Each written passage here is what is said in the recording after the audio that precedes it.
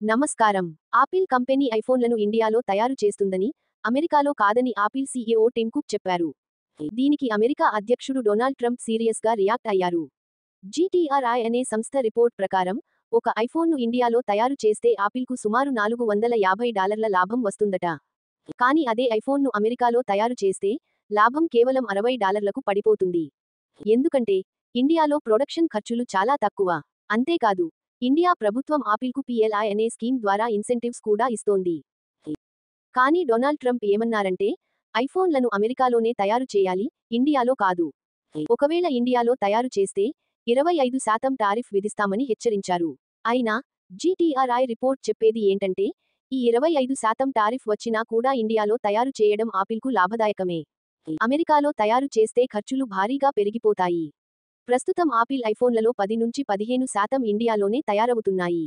Make in India పాలసీతో India ఒక మంచి మ్యానుఫ్యాక్చరింగ్ హబ్గా మారుతోంది. ఆపిల్ కూడా దీన్ని బాగా వాడుకుంటోంది. ఇండియాలో తయారీ చేయడం వల్ల ఆపిల్కు ఖర్చులు తగ్గడమే కాదు, భవిష్యత్తులో మరింత విస్తరించే అవకాశం కూడా ఉంది. ఇదంతా చూస్తే, ట్రంప్ టారిఫ్లతో ఆపిల్ను భయపెట్టాలని చూస్తున్నా, ఆపిల్ మాత్రం ఇండియానే బెస్ట్ అని డిసైడ్ చేసినట్లు కనిపిస్తోంది. మీరు ఈ విషయానికి గురించి ఏమనుకుంటున్నారు? కామెంట్స్లో చెప్పండి. ఈ వీడియో లైక్ చేయడం, షేర్ చేయడం మర్చిపోకండి. తర్వాత వీడియోలో మరో ఇంట్రెస్టింగ్ టాపిక్తో కలుద్దాం.